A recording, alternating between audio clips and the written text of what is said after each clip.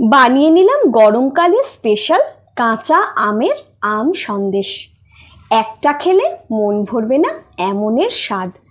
নমস্কার বন্ধুরা, আমি অপালার রান্নাঘরে আপনাদের সকলকে স্বাগত জানাই। তাহলে চলুন রেসিপিটা দেখে নিই। 1 লিটার দুধ নিয়ে নিয়েছি। দুধটাকে ফুটিয়ে নিয়ে গ্যাসের ফ্লেমটা অফ করে দিলাম।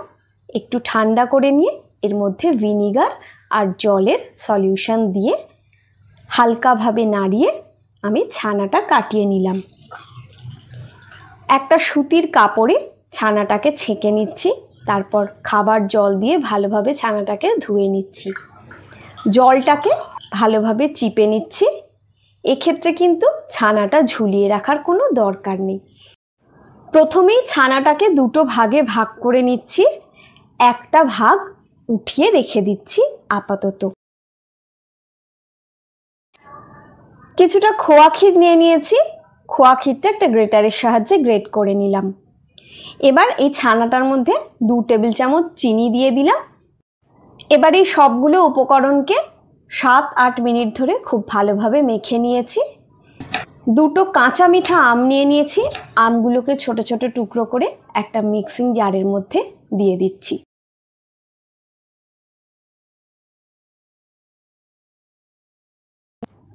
প্রথমবার এইভাবে বেটে নিয়েছি, তারপর 1/3 কাপ চিনি অ্যাড করে চিনির সঙ্গে একদম মসৃণভাবে আমটাকে আমি বেটে নিয়েছি।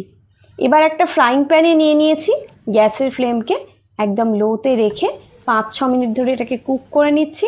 যখন এরকম শাইনি হয়ে যাবে আর কালারটা চেঞ্জ হয়ে যাবে, তখন গ্যাসের ফ্লেমটা অফ করে দিলাম। আগে থেকে মেখে রাখা ছানাটা এর মধ্যে অ্যাড করে দিচ্ছি।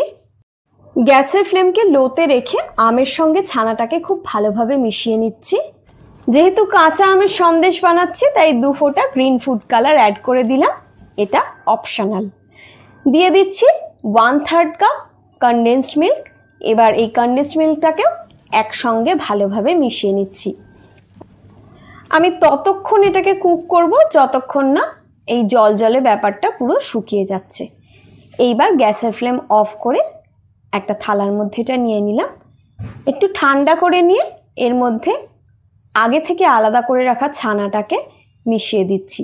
এবার ওই ছানার সঙ্গে এটাকে খুব ভালোভাবে মেখে নিচ্ছি। এবার নিজের পছন্দ মতন মিষ্টিগুলোকে কয়েকটা ভাগে ভাগ করে নিচ্ছি। তারপর প্রত্যেকটা ভাগকে এইভাবে গোল গোল করে মিষ্টিগুলো বানিয়ে নিচ্ছি। একইভাবে সবগুলো মিষ্টি আমি বানিয়ে নিলাম। অসাধারণ স্বাদের এই মিষ্টিটা আপনারাও একবার অতি অবশ্যই বাড়িতে বানিয়ে দেখুন। সবশেষে এইভাবে আমি একটু রুপোলি তবক দিয়ে সাজিয়ে দিলাম। মিষ্টিটা কেটে দেখাচ্ছি, দেখুন কত সুন্দর হয়েছে।